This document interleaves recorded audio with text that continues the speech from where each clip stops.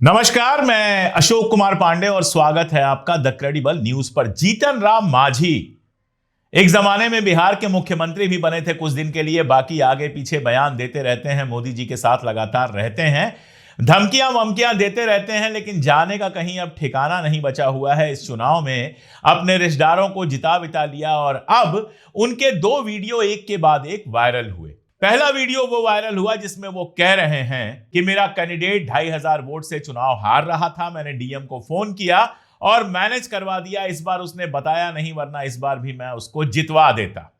अब मांझी साहब का यह बयान वायरल हुआ तो मांझी साहब कहने लगे कि तोड़ फोड़ के चलाया गया है बयान। लोगों ने कहा कि मांझी साहब आप असली वाला बयान चला दीजिए ताकि तोड़ फोड़ के जो बयान है उसको गलत साबित किया जा सके। अब असली बयान कहीं होता तब तो यही बयान असली था। पुराने आदमी हैं, उनको समझ में नहीं आया होगा कि पब्लिकली जो बोल रहे हैं वो वायरल हो जाएगा, लेकिन वोट चोरी की बात जो की जा रही है उसको उन्होंने सही साबित कर दी।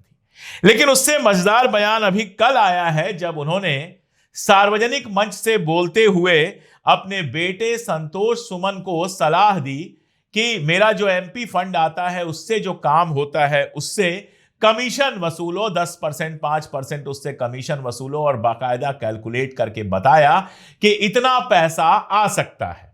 अब इस पर एक बार फिर से बवाल मचा, लेकिन देखिए जो सत्ता में नेता हैं उनको इससे कोई खास फर्क नहीं पड़ता। वो जानते हैं कि मोदी जी इस पर कुछ करने वाले नहीं हैं, इस पर कुछ कार्रवाई होगी नहीं।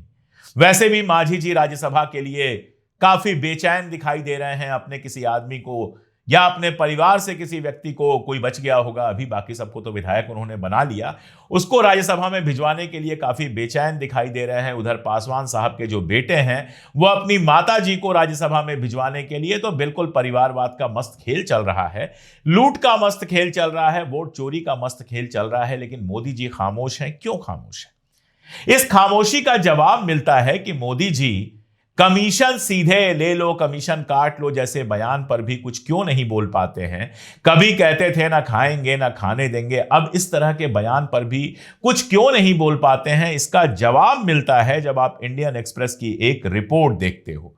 इंडियन एक्सप्रेस की वो रिपोर्ट बताती है कि 2024-25 में अब तक सबसे ज्यादा चंदा मिला है और पूरे साल में 6088 करोड़ रुपए चंदा मिला है, और इसमें सबसे ज्यादा चंदा जो मिला है वो भारतीय जनता पार्टी को मिला है, जो कांग्रेस के चंदे से 12 गुना ज्यादा था।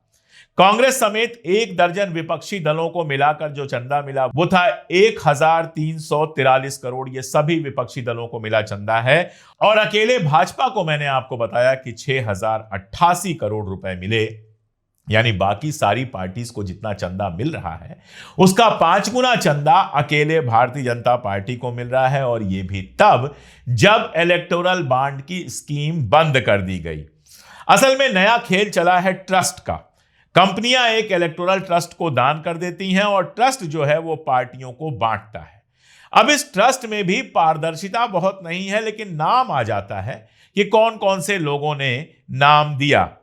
भारतीय जनता पार्टी ने 162 पन्ने की जो रिपोर्ट सबमिट की है उसमें 2024-25 में इलेक्शन ट्रस्ट जो बने हैं, चुनाव ट्रस्ट बने हैं, उनसे भाजपा को 3744 करोड़ रुपए मिले हैं, जो कुल चंदे का 61% है।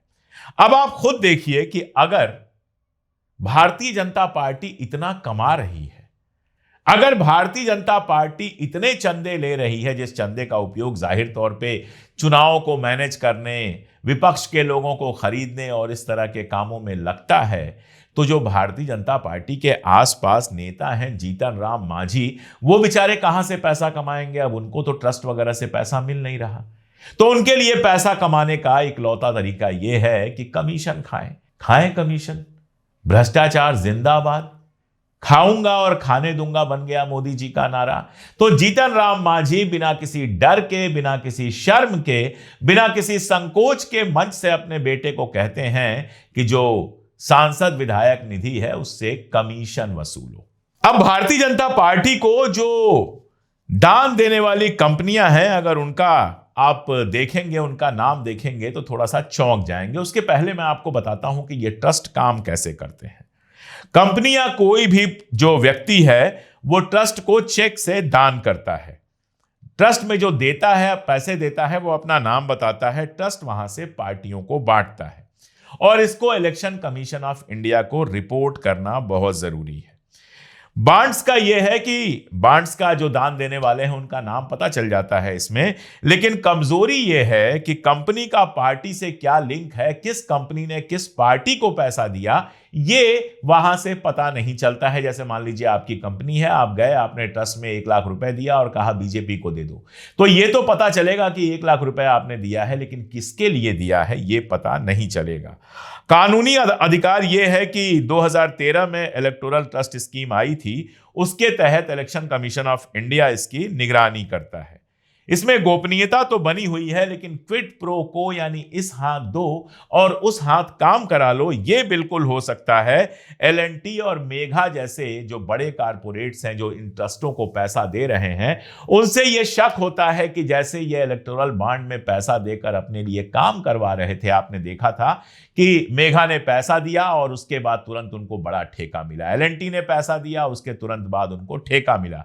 तो है तो ये भी कमीशन कि आपको हम 5,000 करोड़ रुपए का ठेका देंगे, बदले में 5 करोड़ रुपए या 20 करोड़ रुपए आप पार्टी को दान दे दीजिए। अब ये तो व्हाइट वाला मामला है, ब्लैक में और कहां कहां पैसा डलवाया जाता है ये तो हम नहीं जानते, ना इस पर कुछ कह सकते हैं। लेकिन व्हाइट में ये तो हो ही सकता है कि भाई 5,000 करोड़ का ठेका आपको देंगे और बदले में आप हमको 5%, 2%, 1% जो है वो पार्टी के फंड में दान करेंगे। दरअसल जब से नॉर्थ ईस्ट का मामला आया है, आसाम से लेके और पूरे नॉर्थ ईस्ट में जहां जहां भाजपा की सरकार है, जब उसकी फंडिंग चेक की गई तो मालूम चला कि सबसे ज्यादा पैसा ठेकेदारों से आया था। और सबसे बड़ा खेल तो अरुणाचल में हुआ था, जो सुप्रीम कोर्ट में खुला कि अरुणाचल में जो पेमा खांडू साहब वहां के मुख्यमंत्री थे, उन्होंने सारे ठेके अपने परिवार वालों को दे दिए, कई जगह तो वर्क ऑर्डर के बिना ही भुगतान कर दिया गया। अब आप समझिएगा कि करप्शन किस हद तक चल रहा है। अब मैं आपको नाम गिना दूं, serum institute of India private limited आपको याद होगा, जिसको कोविड की वैक्सीन बनाने का ठेका दिया गया था, उसने 100 करोड़ रुपए का योगदान दिया है। रुंगटा सन्स ने 95 करोड़ का दिया है और वेदांता लिमिटेड ने 67 करोड़ रुपए 67 करोड़ का योगदान दिया है। कोविड पे याद आया कि अभी हाल में सरकार ने माना था कि कोविड के जो टीके लोगों को दिए गए हैं, इंजेक्शन लगाए गए हैं, वो हृदय रोग सहित कई सारी गंभीर बीमारियों के लिए जिम्मेदार हो सकते हैं। आपको यह भी याद होगा कि कांग्रेस के सांसद अजय माकन ने 12 दिसंबर 2025 को राज्यसभा में भाजपा पर आरोप लगाया था कि 2024 तक भारतीय जनता पार्टी का बैलेंस 10,107 करोड़ था, जबकि कांग्रेस का केवल 133 करोड़ था। 2004 में दोनों लगभग बराबर थे, लेकिन 2019 से 24 के बीच, यानी पिछली सरकार जब भारतीय जनता पार्टी की पूर्ण बहुमत की थी, तो कांग्रेस के तुलना में भारतीय जनता पार्टी का जो बैंक बैलेंस है वो 30 गुना बढ़ गया था। और सवाल ये पूछा जा रहा था कि जिस कांग्रेस को आप भ्रष्ट कहते हैं, 70 साल में वो इतना पैसा नहीं जुटा पाई, आप जो ईमानदार बनते हैं, आपने 5 साल में इतना पैसा कैसे जुटा लिया। एग्जाम्पल के लिए टाटा का एक एग्जाम्पल आपको मैं देता हूं। स्क्रॉल में एक रिपोर्ट आई जिसमें यह बताया गया कि केंद्रीय मंत्रिमंडल ने 2 सेमीकंडक्टर इकाइयों को भारी सब्सिडी दी। सेमीकंडक्टर इकाइयां लगनी थी, उनका शोर मचाया गया, उनको जबरदस्त सब्सिडी दिया गया, यानी छूट दिया गया। और आम चुनाव से ठीक पहले टाटा समूह जो है, जो वो सेमीकंडक्टर की इंडस्ट्री लगा रहा था, जिसको सब्सिडी मिली थी, उसने भारतीय जनता पार्टी को 758 करोड़ रुपए का दान दिया। अब आप अंदाजा लगा सकते हैं कि एक तरफ सरकारी पैसे से सब्सिडी दी गई और उसके तुरंत बाद चुनाव के पहले 750 करोड़ से ज्यादा पैसा जो है वो टाटा ग्रुप जो है भारतीय जनता पार्टी को देता है। अब इसको आप कमीशन कहेंगे कि नहीं कहेंगे, यह खुद अंदाज आप लगा लीजिए, मैं तो क्या ही कहूं।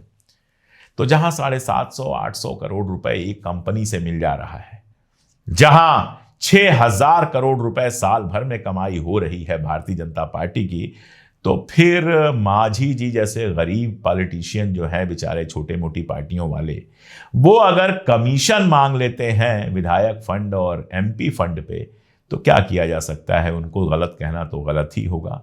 जब बड़ी लूट पे सब खामोश हैं, तो छोटी लूट पे क्यों कोई कुछ कहेगा। और बड़ी लूट करने वाला छोटी लूट वाले को किस मुंह से रोकेगा, ये मुझसे बेहतर आप समझते हैं। क्या लगता है आपको, कमेंट में ज़रूर बताइएगा। जुड़े रहिए हमारे साथ, देखते रहिए हमारे वीडियोस, और अगर मुमकिन हो तो वीडियोस को दूर तक दोस्तों तक पहुंचाइए। चैनल अगर अब तक सब्सक्राइब ना किया हो तो उसको भी सब्सक्राइब कर लीजिए। आज के लिए इतना ही, बहुत शुक्रिया।